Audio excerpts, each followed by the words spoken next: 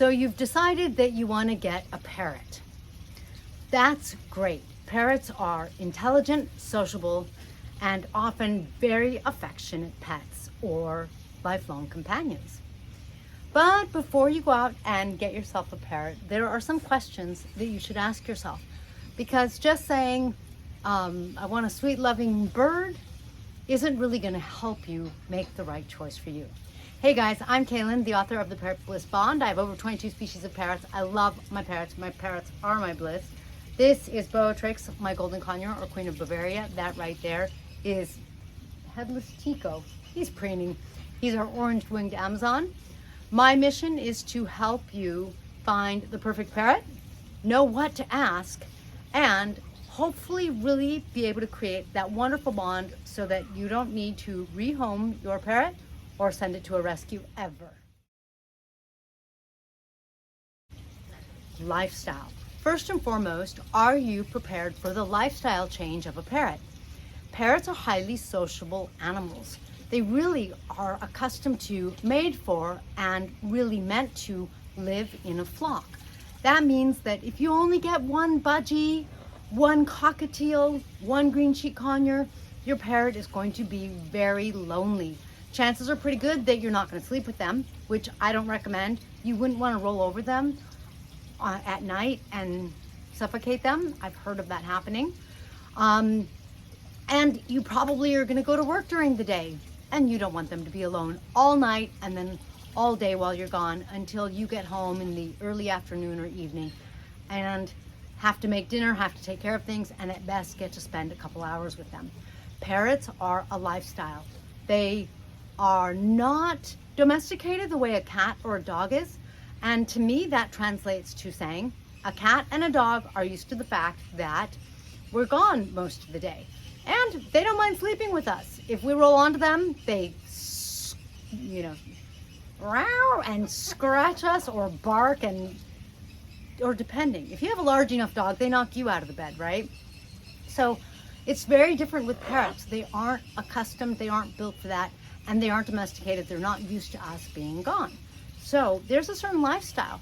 A cat and a dog, maybe you put out the cat food or the dog food and then you go off to work and they're fine. Fresh water, fresh food, no problem. Of course, you should be giving your cat and dog some fresh food too. But a parrot, you need to break out the veggies. You need to make sure that they have clean water, make sure that they have their pellets, make sure they have something to do, hopefully, with their companion, and make sure that their cage is clean. Then when you get home, you have to spend some time with them because dogs learn tricks pretty quickly and pretty easily, and I would say that parrots do too, but I would also say parrots need kind of like a continued time, energy dedicated to them, and stimulation. The smaller the parrot, like a budgie, often mistakenly called a parakeet because a parakeet is a parrot with a long tail, but a budgie, they're not going to need quite as much time and attention from you as, for example, this little monkey. This little monkey, you could see, he just wants to be on me. He just wants to be biting me. He just wants to be playing with me. He just wants to be with me.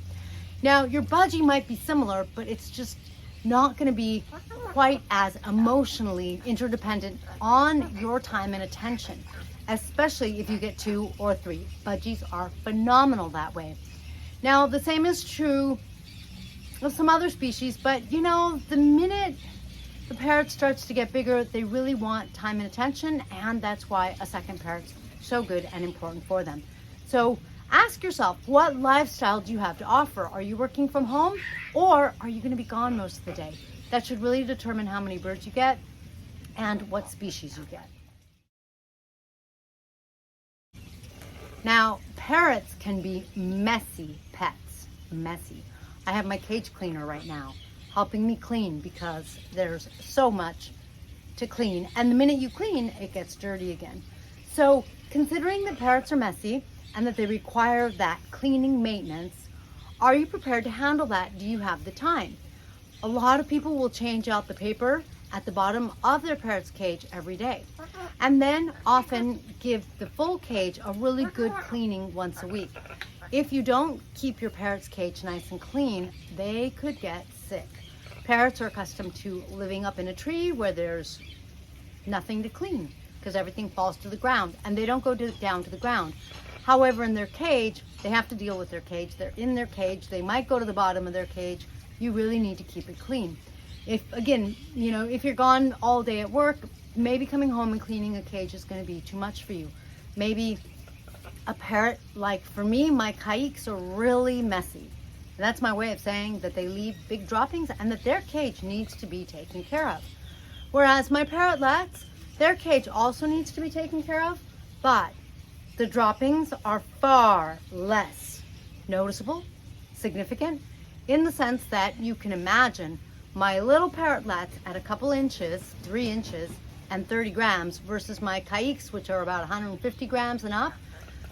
It's quite a different scenario. So a smaller parrot like a parrotlet tends to be easier to clean up after. A bigger parrot, well, they tend to make a bigger mess. So ask yourself, what kind of commitment are you willing to make to keeping your parrot's cage clean? Another important consideration is space. Parrots need plenty of space and room to move around and maybe even fly. After all, if their wings are clipped, did you know they don't really get exercise? I mean, they might move around their cage, but their main form of moving around is flying. In flight, they burn calories, they exercise their bodies, it keeps them healthy. Just like walking around or running and doing exercise keeps you healthy. Just like you're not supposed to sit at your computer all day long. You're supposed to get up, you're supposed to move around, you're supposed to stretch your legs. Parrots are the same. If they're just sitting in their cage all day and they don't get a chance to stretch their wings or fly around your house, well, that's a strong consideration.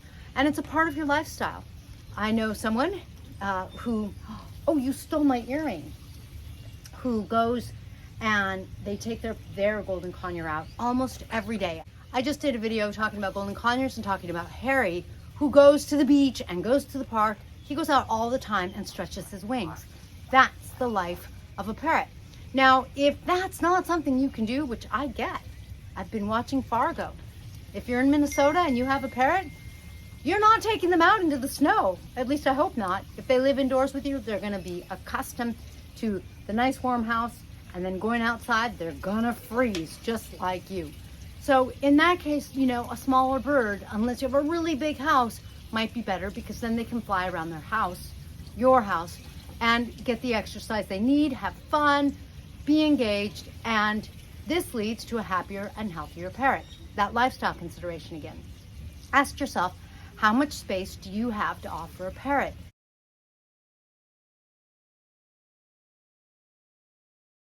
Can you go out to the beach with your parrot, or are they going to have their exercise and their time out in your apartment, for example?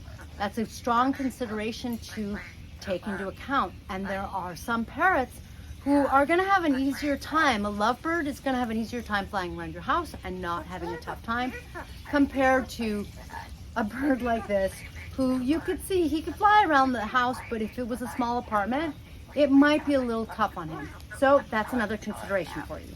Finally, it's important to remember that you should not choose your parrot based on splendid colors, which is really hard not to do. Parrots are so beautiful. They come in so many colors. I think that they even come in purple now, but like every color in the rainbow. I'm not a fan of yellow. This gold is stunning to me. Parrots come in amazing colors.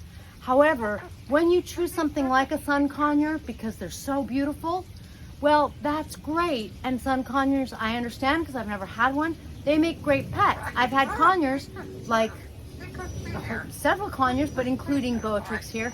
Conures are very loving, very affectionate. They are more of a committed parrot kind of thing, and they need that time and affection, but they're also super loud. So if you get a sun conure, a part of your lifestyle has to really be okay with a loud bird. So don't just choose based on colors. Make sure you research your parrot, and you research to make sure that their sound level matches what you can live with. It matches your lifestyle. Also, don't choose a parrot just for its talking ability. For example, on Amazon. Amazon parrots are phenomenal. They get really dedicated and they make a best friend very easily. But There's some downsides to Amazons, and one of those downsides is their noise level. If they want to be loud, it is said that they greet the day and then they say goodbye to the day. And I think there's something in between. So it's common in the morning and the evening, or when I get home, to hear my Amazons squawking at the top of their lungs. I don't doubt that it could do some serious hearing damage. An Amazon in an apartment would cause your neighbors to complain, and it may cause hearing damage for you. Plus, even though they're talking to you, the Amazon may be unhappy because they don't have a lot of room to move around and fly. Take the lifestyle that you want to live into consideration. Find a parrot that matches that lifestyle, and don't just choose based on, like I was saying, their colors, their talking ability, that kind of thing. Make sure you do some research. I have people who sometimes ask me, what would you recommend? And it's really hard to answer when I don't know their lifestyle. Maybe they have this big backyard and it's just waiting for an aviary. Maybe their daughter just moved out. She's going to be in a small apartment, but I don't know. Is she going to be gone at school or work all day? Or is she working from home? These are the things that you need to include in your decision-making process, because just what would be a good parrot for me isn't really a complete question that's going to help drive you in the right direction. There are, after all, over 350 species of parrots. Now, for example, several of those, 50 of those, are conures. So when we look at the genus of parrots, there aren't 350. That changes, and I don't know the number when we're just looking at the genuses. But you can well imagine that there's still a lot of different basic personality types that you need to look at and take into consideration.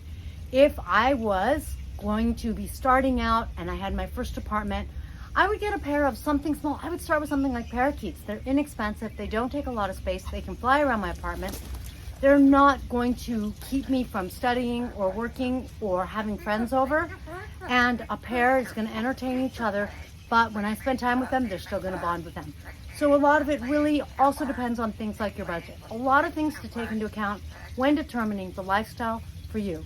I hope that really helps you make the best choice and know how to ask the questions, so that, for example, if you go to a parrot store, you could say, you know, I'm looking for a parrot that is XYZ, that isn't too loud or that isn't too messy. And be sure not to go in saying, I want a parrot that's quiet, that isn't messy, and that doesn't bite. Because if it's a good pet store, they're going to tell you, we don't sell stuffed animals. That's not what a parrot's like. It's like a cat or a dog. Dogs bark. Cats have nails. There's no such thing as a cat that won't scratch you or bite you. So keep that in mind, so that you're really in this good, strong position to go in, meet some birds, and know what you're asking for, know what you're looking for, and get the best bird for you. Because I don't think there's anything better than having a wonderful family life with, for me, my husband, my daughter, my parents, that kind of thing. And then I don't think there's anything better than having a blissful bond with a parrot. It's like having a best friend at home who's always happy to jump on you, always happy to see you, always happy to beak you, and always wants to be with you and be affectionate with you. Thank you for joining me in this blissful video. If it helped you, you can always send a super thanks. But in any case, one of these is always appreciated, plus a comment or question. I love those and they help my juice. And I'll see you in the next golden feathered video.